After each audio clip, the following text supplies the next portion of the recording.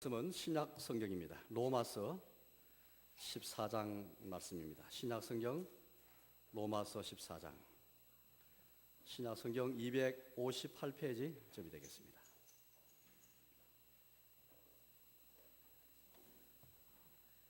신약 성경 로마서 14장입니다. 1절에서 15장 7절까지를 제가 봉독하겠습니다. 앞에 화면을 참고하시길 바랍니다. 믿음이 연약한 자를 너희가 받되 그의 의견을 비판하지 말라. 어떤 사람은 모든 것을 먹을 만한 믿음이 있고 믿음이 연약한 자는 채소만 먹느니라. 먹는 자는 먹지 않는 자를 업신여기지 말고 먹지 않는 자는 먹는 자를 비판하지 말라. 이는 하나님이 그를 받으셨음이라. 남의 하의를 비판하는 너는 누구냐? 그가 서 있는 것이나 넘어지는 것이 다 자기 주인에게 있음에 그가 세움을 받으리니 이는 그를 세우시는 권능이 주께 있음이라. 어떤 사람은 이 날을 저 날보다 낮게 여기고 어떤 사람은 모든 날을 같게 여기나니 각각 자기 마음으로 확정할지니라.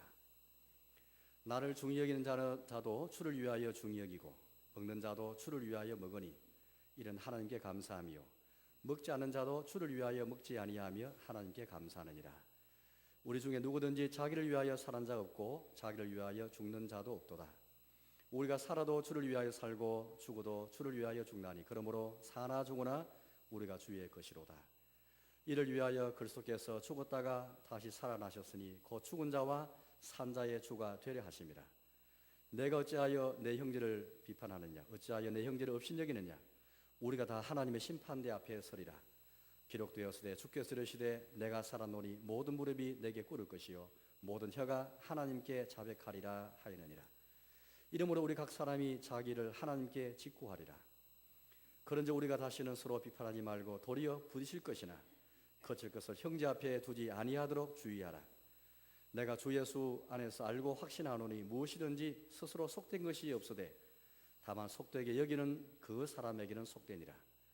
만일 음식으로 말미암아 내 형제가 근심하게 되면 이는 내가 사랑으로 행하지 아니함이라. 그리스도께서 대신하여 죽으신 형제를 내 음식으로 망하게 하지 말라.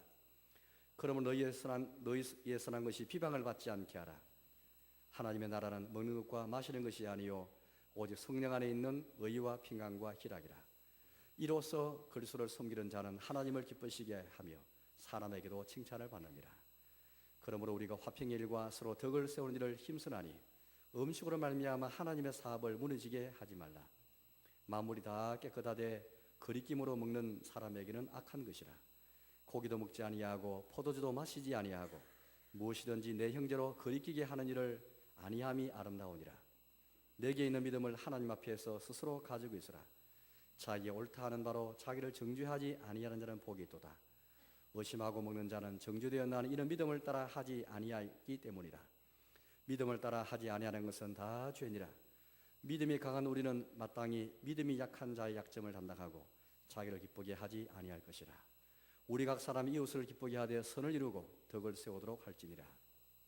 그리스도께서도 자기를 기쁘게 하지 아니하신다니 기록된 바 주를 비방하는 자들의 비방이 내게 미쳤나이다 함과 같으니라. 무엇이든지 전에 기록된 바는 우리의 교훈을 위하여 기록된 것이니 우리로 하여금 인내로 또는 성경의 위로로 소망을 가지게 함이니라.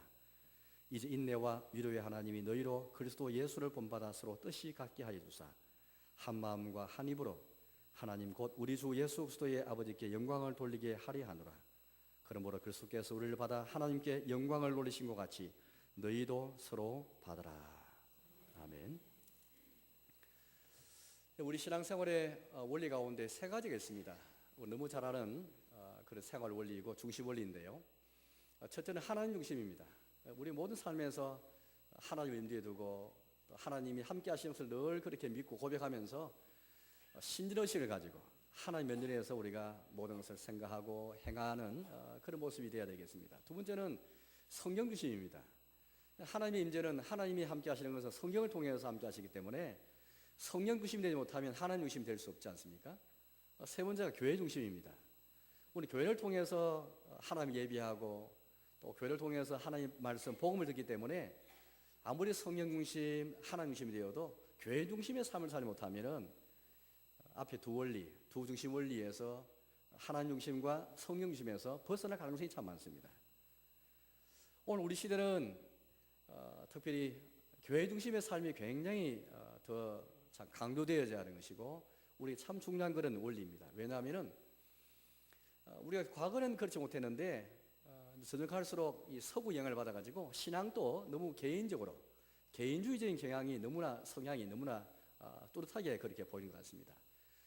그래서 우리가 신앙생활하면서 나의 거룩, 나의 구원, 혹은 또 나의 축복, 혹은 나의 어떤 경건 이런 것에 관해서는 관심이 많은데 그래서 나 자신 중심으로 해서 나의 신앙 유익을 위해서는 애를 쓰는데 그러나 뜻밖의 하나님이 세우신 이 교회에 속한 우리 전체가 교회 중심의 삶을 살고 바른 교회관을 가지고 교회 생활을 그렇게 아름답게 하는 것은 우리가 그리 강조되고 있지 못한 것 같습니다. 오늘 성경 말씀 보니까 우리에게 이 세 가지 원리 가운데서 특별히 세 번째 교회 중심의 삶에 대해서 우리 명확하게 우리 말씀하고 계십니다.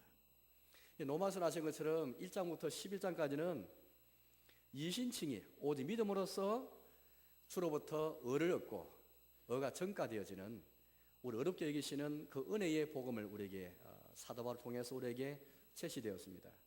이제 12장부터 마지막 16장까지는 이신칭의 이 복음, 이 은혜를 받은 우리가 어떻게 살 것인가 삶에 대해서 우리에게 말하고 있습니다. 생활에 대해서 말하고 있죠.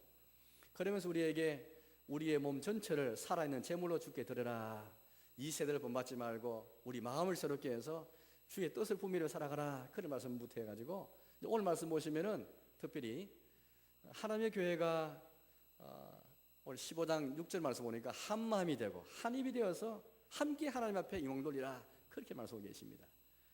오늘 이 15장 6절의 말씀은 올해 저희 교회 표로 그렇게 적이는데요. 지금까지 우리는 이제 세계를 품고 미래를 향하는 그런 표를 가지고 지금까지 쭉 지내왔습니다. 이 표가 사라지는 것은 아닙니다. 세계를 품고 미래를 향하는 것. 세계와 미래라는 것은 이 세계는 우리가 그렇게 야망이 있어서 품는 그런 세계가 아니고 하나님께서 우리에게 가라 명하시면서 그곳에 살아라. 이 세계는 우리 신자가 살아갈 세상입니다. 영적입니다. 우리 이 지역에 이 창원지에 살고 있지만은 이 세상, 이 세계는 하나님께 너희가 가라 우리 말씀하신 전도며 선교며 봉사며 또 혹은 우리가 어떤 우리 직업을 통해서 일할 영역이고 우리 일할 공간이고 그리고 우리의 모든 삶의 터전입니다. 하나님께서 가라 명령하셨죠. 그래서 우리는 이 지역교회에 머물지 아니하고 거룩한 공교회를 지향하고 우주교회를 바라보면서 공교회 전통과 우주교회 전통을 이어받을 예를 쓰는 것입니다. 미래 역시 우리가 그렇게 자신감 있어서 미래를 꿈꾸면서 하는 게 아니고 하나님께서 미래를 보장해 주셨습니다. 이 미래는 예수님께서 내가 세상 끝날까지 너희와 함께 하겠다라고 말씀하시면서 주님이 함께 계시기 때문에 현재도 미래도 우리에게 보장되어 있는 것입니다. 우리 미래를 향해서 두려움 없이 나갈 수 있는 것은 우리가 배짱이 있고 야망이 때문이 아니고 하나님께서 우리 가는 곳에 그것이 현재든지 미래든지 주님이 우리와 함께 가겠다 말씀하시기 때문에 그 미래가 우리의 미래가 되면서 나아가는 것입니다. 하나님이 약속이 없으면 여러분들 교회 미래가 있겠습니까? 저는 가끔 우리의 어떤 현실을 바라보면서 정말 우리 성도의 장래가 있겠는가? 우리 기독교 신앙의 장래가 있겠는가? 교회의 장래가 있겠는가? 염려될 때 있습니다. 그때마다 우리는 우리 자신을 보는 것보다는 하나님 약속을 바라봐야 되겠습니다. 하나님께서 우리에게 세계를 약속하셨고 미래를 보장하시면서 너희가 가라 말씀하셨고 내가 너희와 함께 하겠다 말씀하셨기 때문에 우리는 자신 있게 교회의 미래를 주님이 약속하신 미래를 향해 나아갈 수 있는 것이죠. 때로는 부정적인 모습 보면서 한탄하기도 하고 또 우리 마음이 좋지 못하지만 그러나 다 힘을 얻고 만약 우리가 교회에 장래가 있고 교회에 미래가 있다면 우리의 자녀들과 다음 세대의 미래가 있다면 그것은 우리가 잘한 것이 아니고 하나님 약속 때문입니다. 하나님께서 보장하신 미래이기 때문에 그 미래로 그렇게 나아가야 되는 것이지 미래로 진입하고 미래 향해 나아가는 것이지 우리에게 무슨 야망이 있고 실력이 있어서 이렇게 미래가 우리가 주어진 것은 아닌 것입니다. 그런데 문제는 세계를 품고 미래를 향해 나갈 때 하나님은 우리 각자 개인 플레이하면서 나가는 것이 아니라 한 마음과 한 입으로 하나님께 우리 주 예수 그리스도의 아버지께 영광을 돌리면서 나아가도록 해주셨습니다. 오늘 15장 6절 말씀을 제가 읽어보겠습니다. 15장 6절입니다. 한 마음과 한 입으로 하나님 곧 우리 주 예수 그리스도의 아버지께 영광을 돌리게 하리 하노라. 우리가 이렇게 수백 명이 이제 모였으나마는 우리 마음이 다 사실은 뭐 다 다른 마음이잖아요. 여기에 수백 명의 입이 다 모였습니다. 그러나 하나님은 이 모든 마음들이, 이 모든 입들이 다 하나가 되어서 한 마음이 되고 한 입이 되어서, 이게 바로 교회입니다. 이런 교회관을 가지면서, 이런 교회에서 하면서 함께 세계를 품고 미래를 향해 나아가면서 우리 하늘의 하나님 앞에 영광을 돌리면서 나아가는, 그걸 하나님께서 우리에게 원하시는 것입니다. 우리 각자가 거룩하고 내가 경건하게 살면서 내가 구원의 온천이 되어서 나를 통해서 하나님 영광을 돌릴 수 있겠지만, 특별히 우리가 다 함께 한 마음이 되고 한 입이 되어서 하나님을 영화롭게 하는, 바로 그것이 바로 교회인 것입니다. 그러나 로마 교회는 그렇지 못했습니다. 로마 교회뿐만 아니겠죠. 고린도 교회도, 데살로니가 교회도, 에베소 지역에 있는 교회도, 많은 교회들이 우리가 생각하는 만큼 이상적인 교회가 되지 못했습니다. 초대교회를 해서 다 이상적인 교회는 아니었습니다. 이상적인 모습들이 있었지만은 또 어떤 모습들은 그렇지 못하였습니다. 특히 로마 교회는 한 마음과 한 입이 되지 못하였습니다. 특별히 먹고 마시는 문제 때문에, 고기를 먹고 포도주를 마시는 것 때문에, 또 어떤 사람들은 이 나라를 더 낮게 여기고 더 못하게 여기는 그것 때문에, 또 갓 여기는 그런 의견 때문에 충돌이 생겨서 서로 비판하고 업신여기는 그런 모습들이 많게 되었습니다. 하나님의 교회는 이 세상에 대해서 하나님께서 대안으로 주신 그런 하나님의 교회입니다. 흔히 우리 대안학교라는 말을 쓰는데요, 그 말은 오늘 많은 학교들이 정상리 기록 못하니까 대안이 되는 학교를 세운 데에서 대안학교라고 부릅니다. 학교만 그렇게 했습니까? 대안이 되는 그런 기관, 대안이 되는 이런 교재들을 제시하기 위해서 얼마나 우리가 많은 사회생활을 봅니다만은, 하나님께서 우리 교회를, 주님의 교회를 세우셔서 모든 세상의 교재, 모든 세상의 기관과 단체에 대해서 소망이 되고 대안이 되는 곳으로 우리에게 허락해 주셨습니다. 우리 교회는 한 마음과 한 입이 되어서 함께 하는 영광을 돌리는 그 기관, 우리의 가정도 있고 우리 회사도 있고 우리 기업도 있습니다. 우리의 사교가 있는, 우리 교제가 있는 여러 가지 사적인 모임들이 있습니다. 그 모든 것에 대해서 교회가 과연 대안이 되며 세상의 소망이 될 수 있겠는가? 오늘 하나님께서 우리에게 교회가 어떤 곳인지 말씀하시면서, 교회 생활이 어떤 곳인지를 말씀하시면서 이 교회가 세상의 대안이 되게 하시고, 모든 교제권, 이 교회는 성도의 교제가 있기 때문에 모든 교제권에 하나의 모델로서 우리 제시되기를 원하십니다. 그 로마 교회는 그걸 되지 못했습니다. 적어도 겉으로 드러나는 것을 보니까 비판이 있고 업신여기는 게 있었습니다. 예를 들어서 믿음이 강한 자들은 아무리 우상 신일에 바치는 고기라 할지라도 하나님이 그렇게 다 만드시고 하나님이 주신 고기니까 먹는 것이 뭐 어려울 때 생각했습니다. 아무리 우상 앞에 사람들이 우상 앞에 절해서 바치는 고기라 할지라도 먹을 수 있다고 생각했습니다. 마음껏 고기를 먹었습니다. 포도주도 마찬가지였습니다. 포도주도 마음껏 맞았습니다. 속되게 여기는 그 사람에게 속되다, 이런 생각 가지고, 이런 신념을 가지고서 이걸 강요하면서 그저 못한 믿음이 약한 자를 비판하였습니다. 업신여겼죠. 반면에 믿음이 약한 사람들은 그래도 아무리 하나님께서 우리에게 음식으로 고기를 만드시고 포도를 주시다 할지라도 우상 앞에 바치는 고기인데, 우상 앞에 바치는 포도인데 이거 먹을 수 없다고 생각했습니다. 양심에서도 어디 먹을 수 없다고 생각했습니다. 믿음이 약한 자들의 생각이었습니다. 이 양분의 사람들 서로 비판하고 서로 업신여겼습니다. 믿음이 강한 사람은 믿음이 약한 사람, 고기도 먹지 않고 포도를 마시지 않은 사람은 업신여겼습니다. 너희가 신앙이 없어서 그래, 너 믿음이 부족해서 그래 라고 생각했습니다. 믿음이 약한 사람들은 믿음이 강한 사람 비판했습니다. 믿음이 좋다면서, 믿음이 강하다면서 어떻게 그걸 먹을 수 있단 말이냐, 어떻게 그걸 마실 수 있단 말이냐. 또 그래도 우리가 아무리 유대교에서 이 나라를 더 낮게 여기고 중요하다 할지라도 여기고, 아무리 우리 기독교 그렇게 변화됐다 할지라도 여전히 어떤 나라는 더 중요하지, 어떤 나라는 더 귀한 날이지, 어떻게 모든 날이 다 같다는 말인가? 믿음이 강한 사람은 다 같다고 생각했습니다. 그래, 믿음이 약한 사람은 그래도 이 날이 더 낫다고 생각했고 더 중요한 날이 있다고 생각했습니다. 이런 것 때문에 교회 안에서 비판이 생기고 업신여긴 일이 생겨가지고 교회가 한 마음이 되거나 한 힘이 되지 못하였습니다. 그런 맥락 속에서 오늘 로마서 14장 15장 말씀은 이신청의 은혜를 받은, 함께 복음의 은혜를 받은 하나님의 교회가 한 마음이 되고 한 힘이 되어서 함께 하나님께 영광을 돌리라. 이것이 이신칭 은혜를 받은 그 복음을 받은 사람이 합당한 삶이다. 교회 중심의 삶을 살아라. 바른 교회를 가지고 그런 삶을 살아라. 우리에게 그렇게 말씀하십니다. 왜 무엇이 문제가 생겨서 로마 교회가 혹은 고린도 교회가 여러 교회들이 왜 한 마음과 한 힘이 되지 못하는 것일까요? 물론 우리는 마귀가 그 배후에서 역사하는 것을 잘 알고 있습니다. 사탄이 역사하는 것을 알고 있습니다. 사도 베드로가 주님께 신앙을 고백했을 때에 예수님께서 말씀하셨습니다. 이 반석 위에, 이 신앙 고백 위에 내가 내 교회를 세우겠다 말씀하신 다음에 음부의 권세가 이기지 못하리라, 미치지 못하리라 라고 말씀했습니다. 그러나 때로 우리는 음부의 권세가, 마귀의 권세가 때로는 우리 교회 안에 들어올 때가 있습니다. 우리의 신앙 고백이 튼튼해서 마귀를 물리쳐야 되는데 그렇지 못할 때가 있습니다. 첫째는 마귀의 권세 때문이고, 두 번째는 우리 안에 있는 죄성, 우리 안에 있는 부패성 때문입니다. 모든 사람이 다 타락이기 때문에 우리 안에는 어느 누구도 여유가 없이 죄를 지을 가능성, 이 원죄가 우리 속에 다 있기 때문에 타락하는 것입니다. 부패하는 것입니다. 이것 때문에 우리는 한 마음이 되지 못하고 한 힘이 되지 못할 때가 참 많이 있는 것 같습니다. 그래서 우리는 때로는 비판하기도 하고 때로는 업신여기기도 하는 그런 모습도 있어서 한 마음이 되지 못하고 한 힘이 되지 못할 그런 삶을 살 때가 참 많습니다. 이런 맥락 속에서 하나님께서 우리에게 말씀하고 계십니다. 도대체 어디에 문제 있는가?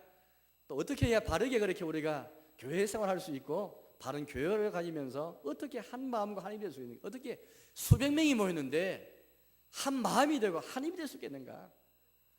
그 가능성을 우리에게 말씀하십니다.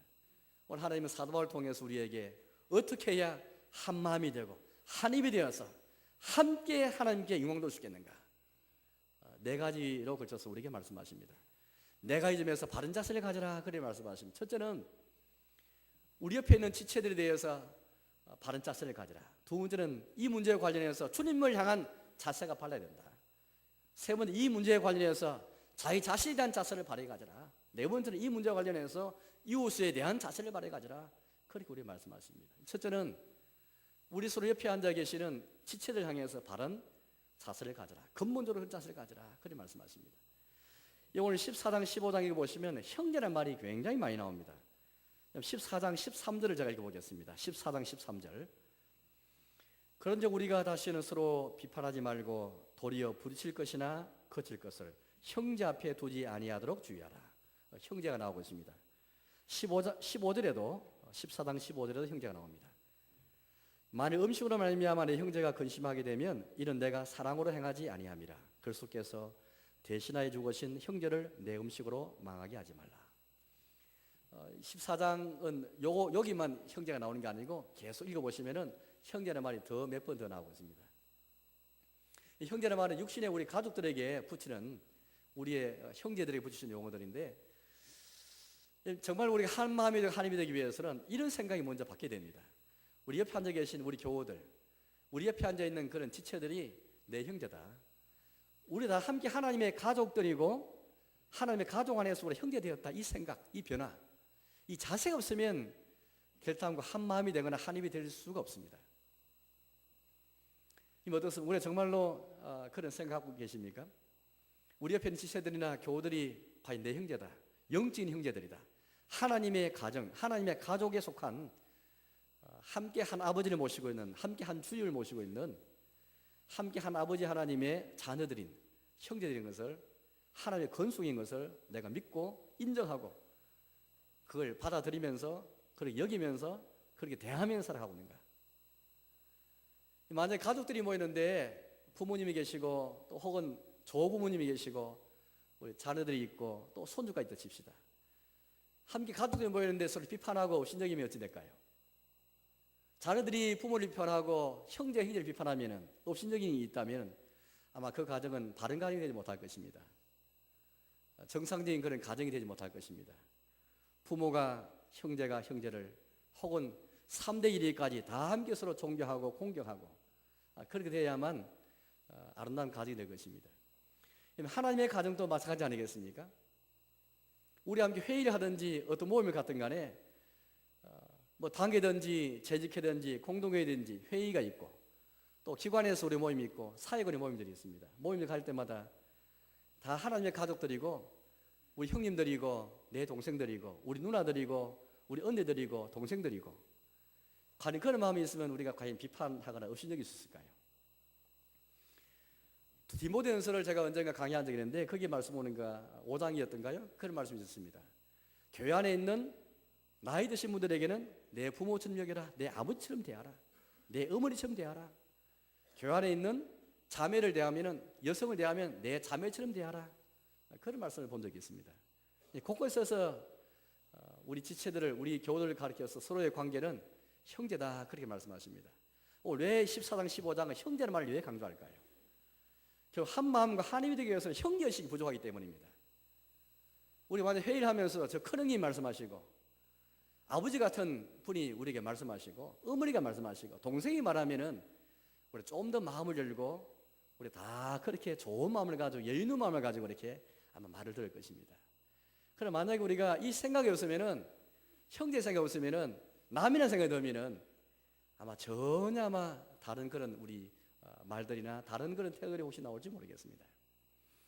우리 사랑하는 여러분, 한 마음 한 입이 되는 것은 기본적으로 우리는 한 성령을 마시어서 한 그리스도 몸에 속하게 된 한 아버지를 모시고 있는 한 세례를 받았고 다 같은 세례를 받았습니다. 즉 성부, 성자, 성령의 세례를 받았지 여기 앉아 계신 여러분들 우리 각자가 다르게 세례 받은 사람 아무도 없습니다. 다 아버지와 아들과 성령님을 세례 받았습니다. 한 세례 받았습니다. 한 소망을 가지고 있고 한 주님께 나가고 한 아버지를 모시고 있고 한 성령님을 마셔서 한 그리스도의 몸에 속해 있습니다. 이 그리스도 몸은 교회를 가리켜서 그리스도의 몸이라고 부르는데 이 몸은 두 개도 아니고 세 개도 아닙니다. 우리 지상에는 여러 교회들이 많습니다. 많은 교회들이 있지만은 다 하나의 교회. 분명히 우리는 사도성경에서 하나의 교회, 하나의 공교회를 믿는다고 고백하고 있습니다. 비록 지역의 교회들은 여러 교회들이 있지만 그러나 우주교회, 전체 교회는 하나인 것을 우리 믿고 있습니다. 따라서 우리는 모두 다 형제인 것을 기억하고 형제의 생각이 들면은 오늘 14장 1절 말씀을 제가 읽어보겠습니다. 14장 1절인데요. 믿음이 연약한 자를 너희가 받되 그의 의견을 비판하지 말라. 또 14장 3절 말씀도 보여주시오. 먹는 자를 먹지 않은 자를 없이 여기지 말고 먹지 않은 자를 먹는 자를 비판하지 말라. 이는 하나님이 그를 받으셨습니다. 형제라는 그런 의식이 있으면 우리가 부정적으로는 일단 비판하지 말라, 없이 여기지 말라 그렇게 말씀하십니다. 형제라는 생각이 들어야 비판 안 하고 없이 여기지 않는 것입니다. 누가 형님이 동생을 없이 여기겠습니까? 누가 형님이 동생을 없이 여기고 누가 동생이 형님을 비판할 수 있겠습니까? 우리가 정말로 바른 가정을 세우기로 한다면 그런 생각하지 않을 것입니다. 왜 하나님께서 오늘 여기 말씀한 형제가 어떤 형제인지를 잘 보여주시오. 아까 3절 말씀 보니까 끝에 이런 말씀이 있습니다. 이는 하나님이 그를 받으셨습니다. 하나님께서 받으신 형제들입니다.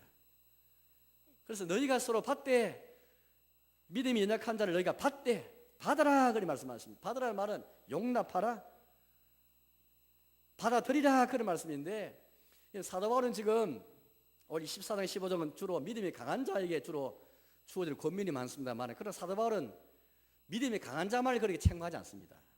믿음이 약한 자들이든 강한 자들이든 간에 어느 편을 들지도 않고 약자라해서 편들지도 않고 오늘 비판하라 없이 되지 말라는 말씀도 한쪽만 행해서 말하고 있지 않습니다. 믿음이 강한 자든 약하자든 간에 비판하고 없이 되지 말라 말씀하십니다. 14장 13절 말씀 보니까 그런 말씀 있는데요. 13절 3절입니다. 그런즉 우리가 다시는 서로 비판하지 말고 말씀하십니다. 비판하는 것이 한쪽에만 일방적으로 있는 게 아니고 서로 양쪽에서 비판하지 말라 그런 말씀하십니다. 이유가 있습니다. 왜 어떤 형제길래 서로 비판하거나 서로 없이 되지 말라 그런 말씀하는 것일까요? 그것은 하나님께서 받으신 형제이기 때문입니다. 하나님께서 받으시기 때문에 우리가 받지 못할 이유가 없습니다. 예수님께서 우리를 용서하셨고 우리를 용납하시기 때문에 용납받지 못할 자가 없고 용서받지 못할 자가 없습니다. 하나님께서 받으셨기 때문에 너희가 서로 받으라. 예수님께서 너희를 받으신 것처럼 너희도 서로 받으라. 15장 7절에도 그렇게 말씀하고 계십니다. 그리스도께서도 너희를 받으심으로써 하나님께 영광을 얻으신 것처럼 너희도 서로 받으라 그렇게 말씀하십니다. 하나님께서 받으신 형제이기 때문이고 두 번째는 하나님이 세우신 형제이기 때문입니다. 여러분 14장 4절 말씀 제가 읽어보겠습니다. 14장 4절인데요. 남의 하인을 비판하는 너는 누구냐? 그가 서 있는 것이나 넘어지는 것이 다 서는 것이 자기 주인에게 있음에 그가 세움을 받으리니 이런 그를 세우시는 권능이 주께 있습니다. 우리 남을 비판하고 신여기면서 때로 세우기도 하고 넘어지게 할 수도 있습니다. 그런데 오늘 하나님께서 말씀하시기를 그 사람을 세우고 넘어지라는 것은 나에게 속한 권능이다. 마치 우리에게 권능이 있어가지고 세우기도 하고 넘어지게 한다면 그건 정말로 주제 넘은 일이다. 그렇게 말씀하고 계십니다. 남의 하인을 판단하는 사람과 똑같아. 남의 가게에 종업원들이 있는데 남의 가게 종업원을 마치 내 종업원처럼 세우기도 하고 넘어지게 한다면 얼마나 그게 주제 넘은 일이 아니겠습니까? 간섭하는 것이죠. 하나님이 세우셨다.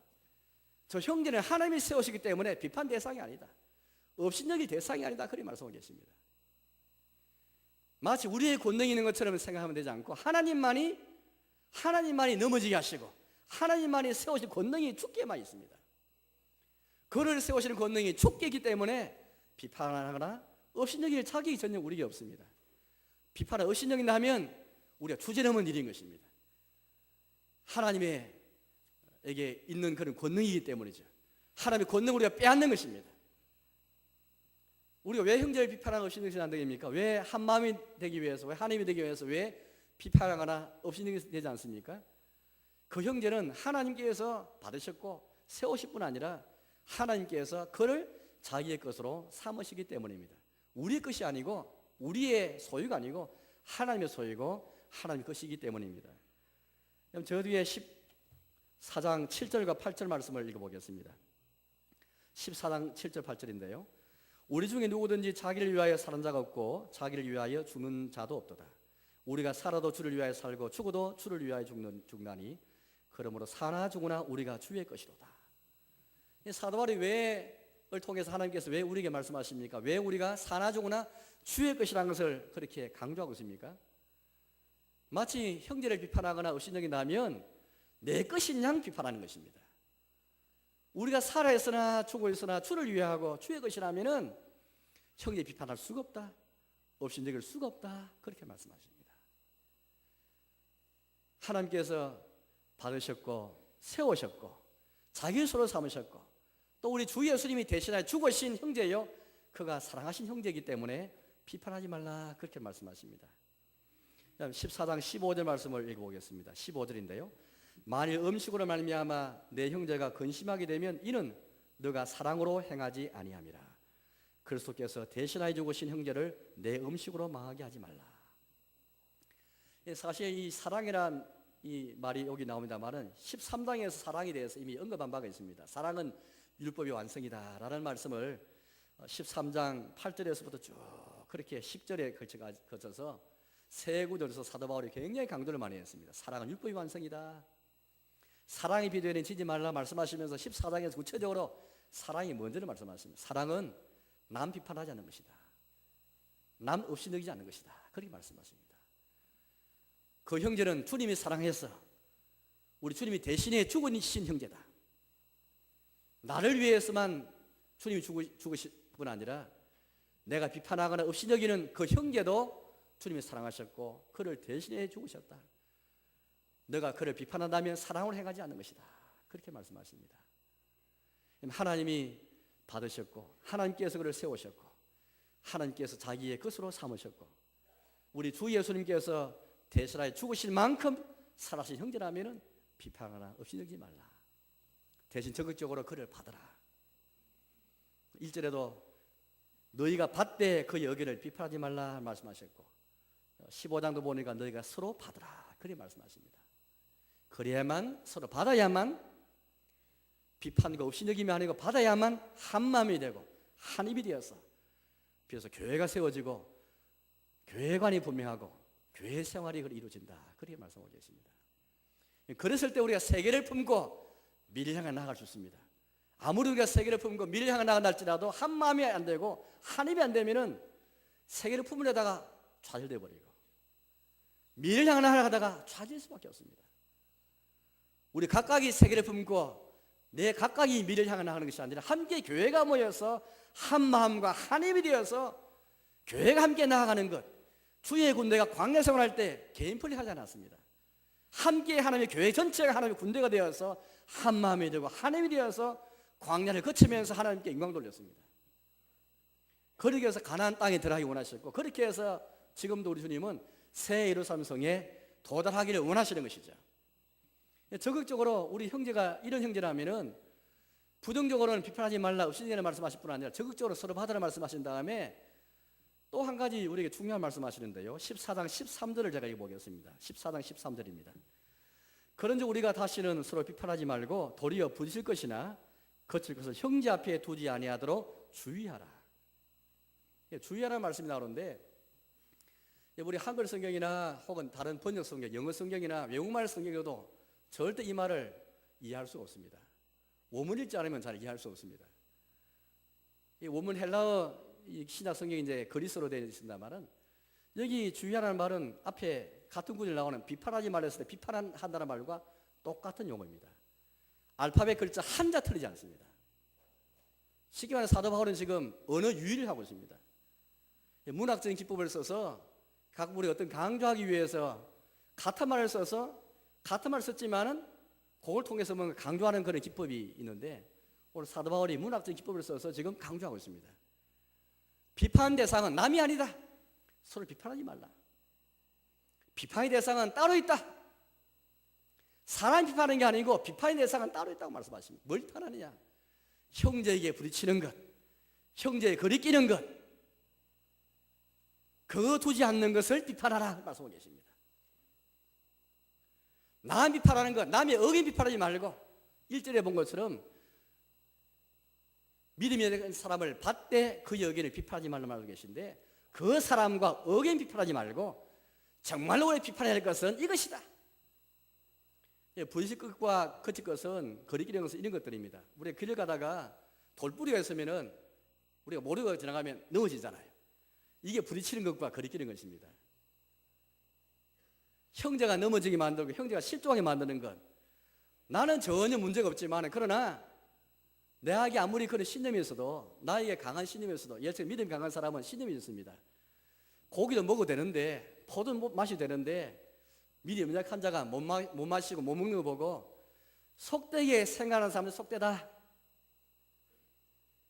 그 사람 주장들이 지금 여기에 나와 있습니다. 14장 14절 말씀 보니까 이런 말씀 나옵니다. 내가 주 예수 안에서 알고 확신하노니 무엇이든지 스스로 속된 것이 없으되 다만 속되게 여기는 그 사람에게는 속되니라. 이게 믿음이 강한 자의 확신이었습니다. 자기는 분명히 확신이 있지요. 속되게 여기는 사람은 속되다. 먹을 수 있다라고 생각했습니다. 심지어 저 뒤에 말씀 보니 그런 말씀이 있는데요, 14장 20절 끝에 말씀 보는 이런 말씀이 있습니다. 14장 20절인데요, 만물이 다 깨끗하되 거리낌으로 먹는 사람에게는 악한 것이라. 하나님이 다 깨끗하게 하시는데 왜 먹지 못할 게 뭐가 있느냐? 우상에 바쳐졌어도 먹을 수 있다고 생각했습니다. 이게 믿음이 강한 자들의 확신이고 신념이었습니다. 그러나 믿음이 약한 자에게는 이게 넘어지는 것이죠. 믿음이 약한 자에게는 고기 먹는 것과 마시는 것이 나를 그렇게 똑같이 여기는 것은 그들에게는 넘어지고 부딪히는 돌과 같은 것이었습니다. 뭘 비판을 합니까? 강한 자 입장에서는 믿음이 약한 자의 의견을 비판하지 말고 도리어 형제에게 부딪힐 것, 거칠 것을 두지 않도록 요거 자체를 비판하라. 우리말로는 주의하라 되는데 더 강하게 비판하라. 비판의 내용이 다르고 비판의 대상이 다르다, 그렇게 말씀하십니다. 저는 신학교 다닐 때에 네덜란드에서 온 우리 교수님 두 분 계시는데, 한 분이 약 10년을 계시는데 그분이 네덜란드에서 담배를 피웠습니다. 네덜란드에서는 목사님도 담배 피우고 또 장로님도 담배 피우고 다 담배를 피웁니다. 제가 최근에 제가 이제 우리 제 아이한테 신학교 다니니까 요즘 신학생들 담배 피우는가 안 피우는가 궁금해서 물어봤습니다. 얼마 담배 많이 피우는가 물어봤더니 여전히 담배를 많이 피운다고 그렇게 말하였습니다. 커피보다도 많이 피웁니다. 커피값보다 더 많이 들어가는 게 담배값이에요. 이해가 되지 않죠. 우리 생각에는 야, 저 사람 신앙했겠나라고 생각할지 모르겠습니다. 저는 처음에 그런 생각 들었습니다. 저렇게 목사님이, 장로님이 어째 담배를 피운다고 하는가? 담배 피워서 기도가 나올까? 저는 생각했습니다. 성경이 좀 읽으실까라고 생각했습니다. 그래서 제가 아이한테 묻고 나서 여전히 그 마음이 있어서 너는 담배 피우느냐? 자, 물을 만큼 여전히 한국 사람의 마음이 제 속에 있는 거예요. 그래서 제가 말씀드린 것은 그런 이야기가 아니고 그 교수님이 화란에서는 담배를 피웠지만은 한국에 와서는 담배를 다 끊어버렸어요. 자기 마음속에 이걸 확신이 안 되겠습니까? 담배 피우는 게 아무리 신앙이 거리기 없다고 생각했지만 그러나 한국 교회에 금연하고 금주하는 문화를 알기 때문에 담배 피우지 않고 술 마시지 않는 이 문화, 이 좋은 전통을 알기 때문에 그가 순종한 것이죠. 여러분, 담배 피우는 사람이 갑자기 끊는 게 얼마나 어렵습니까? 다른 게 아니고 형제의 덕을 세우기 위해서, 형제의 부딪히거나 넘어지지 않도록 실족지 않기 위해서 담배를 끊는 것입니다. 과연 우리가 그런 마음을 가지고 과연 이 형제를 대하는 자세가 우리가 바뀌어 있을까요? 형제를 향한, 지체를 향한 자세가 바뀌어 있으면은 우리가 한 마음이 되고 하나님이 될 수가 있습니다. 두 번째는 이 문제와 관련해서 우리가 주님을 향한 자세가 바뀌어야 됩니다. 오늘 여기 말씀 보니까 우리가 다 하나님의 심판대 앞에 설 터인데 그 앞에서 모든 죄가 다 주님 앞에 자백할 터인데 우리의 모든 일을 다 주님께 직구할 터인데 의의 재판장이신 하나님을 생각하면서 비판하는 말, 없이적인 말 하지 말라. 다 주의 심판대 앞에 다 말하지 않겠는가? 그렇게 우리에게 말씀하고 계십니다. 14장 10절부터 제가 읽어보겠습니다. 14장 10절입니다. 내가 어찌하여 내 형제를 비판하느냐? 어찌하여 내 형제를 없이 여기느냐? 우리가 다 하나님의 심판대 앞에 서리라. 기록되었으되 주께서 이르시되 내가 살아노니 모든 무릎이 내게 꿇을 것이요 모든 혀가 하나님께 자백하리라 하였느니라. 이러므로 우리 각 사람이 자기를 하나님께 직구하리라. 우리가 지금은 그 사람 약한 거 보고 비판하고 없이 여기지만 나중에 우리 자신이 주님께 심판받을 걸 생각하라. 하나님 뭘 심판하시느냐? 모든 혀를 다 모든 혀가 자백하리라. 자기 일을 하나님께 직구하리라. 우리가 했던 말 가운데서 비판했던 말들, 없어진 말을 다 하나님 앞에 직구하는 날이 있을 것이다. 그렇게 우리에게 말씀하고 계십니다. 뿐만 아닙니다. 주님의 심판대 생각뿐 아니라 주님에 대한 자세, 주의 심판대 생각하고 주의 나라가 어떤 나라인지를 내가 생각하라 말씀하고 계십니다. 주의 나라는 먹고 마시는 나라의 나라가 아니고 주의 나라는 성령님 안에서 의와 평강과 희락이라.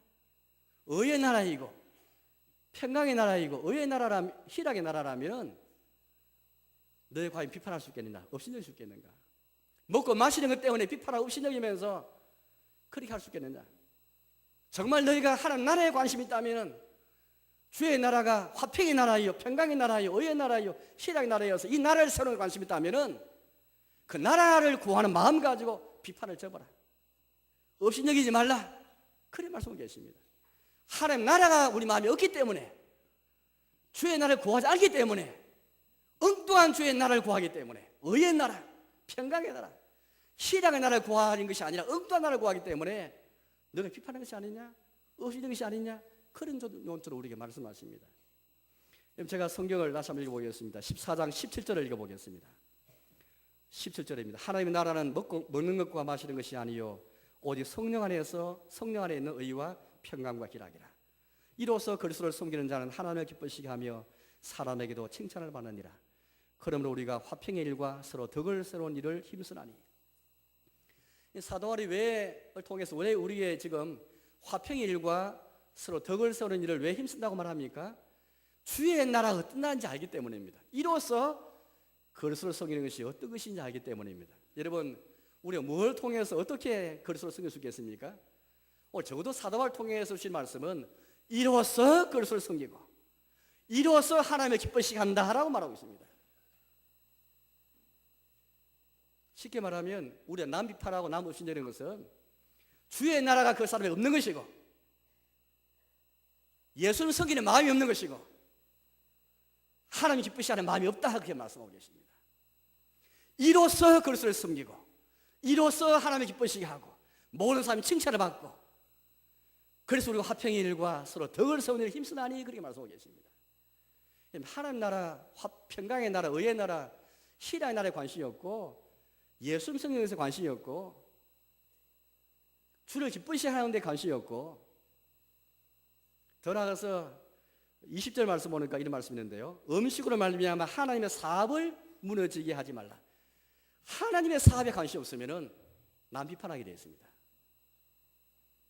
먹는 게 뭐가 중요하기에? 먹고 마시는 것, 혹은 고기를 먹는 것, 포도주 마시는 것, 날 문제가 뭐가 중요하기에? 그 외에 또 다른 문제들이 많이 있지 않겠습니까? 그에 준하는 우리에게 내려오는 여러 관습들, 전통들 있을지 모르겠습니다. 우리가 교회 생활하면서 때로는 뜻밖의 새가족들이나 교회 처음 오신 분들이나 믿음이 약한 분들이 비판하고 신령이기 때문에 마음의 상처를 받아서 교회를 떠나기도 하고 실족하게 돼서 신앙을 떠나기도 하고 그런 걸 가끔 우리가 보게 됩니다. 우리가 어떤 먹는 것 마시는 문제 혹은 중도치 않는 그런 전통과 관습 때문에 하나님의 사업을 망하게 할 수 있습니다. 주의 나라를 세우지 못할 수가 있습니다. 예수님을 섬기지 못할 수가 있습니다. 하나님의 기쁘시게 하지 못할 수 있고 사람에게 칭찬받지 못할 수가 있습니다. 근본적으로 주님을 향한 자세, 적어도 이 문제와 관련해서 주님을 향한 자세가 바르게 있다면 즉 주님의 나라, 주의 심판대, 주님의 사업, 예수님을 섬기는 것에 하나님 기쁘시라는 관심이 있다면 관이 그런 주님을 향한 자세가 바뀌어 있다면 저도 한 마음이 되고 하나님이 될 수 있다. 그렇게 말씀하십니다. 세 번째는 자기 자신에 대한 자세가 바뀌라. 그렇게 말씀하십니다. 이 문제와 관련해서 스스로에 대한 자세가 바뀌어야 된다. 14장 21절 말씀을 제가 읽어보겠습니다. 21절과 22절을 제가 읽어보겠습니다. 고기도 먹지 아니하고 포도주도 마시지 아니하고 무엇이든지 내 형제로 거리끼게 하는 일을 아니함이 아름다우니라. 내게 있는 믿음을 하나님 앞에서 스스로 가지고 있으라. 자기가 옳다 하는 바로 자기를 정죄하지 아니한 자는 복이 있도다. 내게 있는 믿음을 자기 스스로 가지고 있으라. 그래 말씀하십니다. 문제가 왜 생기냐면은 믿음이 강한 자의 이 자세는 결국 나의 믿음을 약한 자에게도 강요하는 것입니다. 강요하기 때문에 강요하는 결과 비판하고 업신여기게 되었습니다. 오늘 하나님께서 우리에게 말씀하신 자기 믿음을 스스로 가지고 있으라. 오늘 어떤 자가 복이 있는가? 내가 옳다는 바로 자기를 정죄하지 않는 사람이 복이 있다.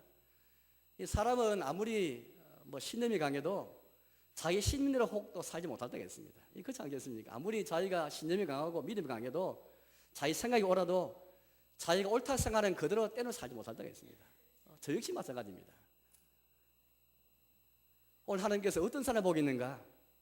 우리의 관심은 자기 믿음을 스스로 가지고 있으면서 내가 옳다는 바 그것으로 말미암아 자기를 정죄하지 않는 것, 판단받지 않는 것, 그걸 위해 애쓰라. 그게 복된 자이다. 자기 믿음을 하나 잘 지켜나가라. 그런 말씀을 계십니다. 사도 바울을 통해서 우리에게 전에 한번 설교한 적이 있으나마는 사도 바울 역시 그런 고백한 것이 있습니다. 이 사도 바울이 사도지 않습니까? 사도인데 불구하고 얼마나 겸손하게 이렇게 고백했지 않습니까? 내가 너희의 믿음을 주관하라는 것이 아니요 돕는 자가 되게 하라 함이라. 사도랄지라도 믿음을 주관하기를 원치 않았습니다. 믿음을 돕는 자기 원했습니다. 아무리 교회 안에 목사랄지라도 아무리 강한 카리스마의 지도자가 있다 할지라도 다른 사람의 믿음을 주관하라 할 때에 비판이 나옵니다. 업신여김이 나옵니다. 돕는 자가 되면은 우리 한 마음이 되고 한 힘이 될 수가 있습니다. 14장 5절도 마찬가지인데요. 14장 5절도 제가 보겠습니다. 어떤 사람은 이 날을 저날보다 낮게 여기고 어떤 사람은 모든 날을 각게 여기나니 각각 자기 마음으로 확정할지니라. 날에 대한 문제를 가지고 어떤 사람은 더 나은 날이 있고 못한 날이 있습니다. 연약한 자의 그 자세였습니다. 믿음이 강한 사람은 모든 날이 다 똑같았습니다. 그런데 오늘 사도 바울을 통해서 우리 뭐라 말씀하십니까? 사도 바울 한쪽 편을 들고 있습니까? 그렇지 않죠. 각각 자기 마음으로 확정할지니라. 자기 마음에 확정해서 자기의 믿음을 스스로 가지고 있으라 그렇게 말씀하고 계십니다. 모든 분들은 다 나의 믿음을 다른 사람에게 강요하고 가르치려 하고 그렇게 못하면 비판하고 업신여기기 때문에 문제 생깁니다. 어떻게 교회가 우리가 기업도 아니고 군대도 아니고 여기 다 다양한 지위, 다양한 배경, 다양한 나이, 다양한 여러 배경을 가진 분들 어떻게 하나 될 수 있겠습니까? 서로 받지 않으면 어떻게 한 마음이 한 입이 되시겠습니까? 어떻게 불가능하다 보이는 일을 주님 우리에게 말씀하시겠습니까? 예수님이 우리에게 말씀하실 때에 안 될 일을 우리에게 말씀하시겠습니까? 안 될 일을 처음부터 우리에게 말씀하시겠습니까? 주님께서 우리에게 될 일을 우리에게 말씀하는 거 아니겠습니까? 한 마음이 되고 한 입이 된 게 정말 영원한 일이겠습니까? 그렇지 않습니다. 서로 받고 서로 세우고 오늘 이 말처럼 자기 믿음을 서로 가지고 있으면서 믿음을 주관하는 게 아니고 돈자 된다 하면은 얼마나 우리는 한 마음과 한 입이 되어서 이런 교회 중심의 생활, 이런 교회 생활할 때에 하나님 중심, 성령 중심의 삶을 살 수가 있습니다. 마지막으로는 이웃에 대한 자세인데요. 14장 16절에서 이렇게 말씀하고 계십니다. 그러므로 너희의 선한 것이 비방을 받지 않게 하라. 너희의 선한 것은 너희는 교회를 가리키고 비방받는 것은 여기 생각되어 있지만 아마 불신 이웃을 가리킨 것 같습니다. 우리에게 있는 선한 것, 우리의 구원, 우리의 복음이 선한 것이 이웃 사람이 지역사회 주민들에게 비방받지 않게 하라. 손가락질 당하지 않게 하라. 우리가 서로 비판하고 신경 때문에 대안도 되지 못할 뿐 아니라 소망도 되지 못할 뿐 아니라 도리어 비난받는 것이 되지 않게 하라. 그렇게 우리 말씀하십니다. 이제 말씀에 돌아가겠습니다. 사랑교회 여러분, 우리가 세계를 품고 미래를 향해 나갈 때에 오늘 하나님께서 우리의 교회 중심의 삶을 말씀하시면서 한 마음과 한 입이 되어서 함께 하나님께 영광 돌리기를 원하십니다. 바로 그것이 교회입니다. 이런 삶을 살 때 교회는 세상에 대해서 우리 모든 세상의 단체와 조직과 기관과 심지어 우리 가정에 대해서도 모델이 되어지고 중요한 귀감이 될 수 있을 것입니다. 올해 한 해뿐 아니라 한 마음과 한 입으로 함께 하나님 영광 돌리면서 새 예루살렘 성까지 함께 나아가시는 저와 여러분 되시기를 주님의 이름으로 축원합니다.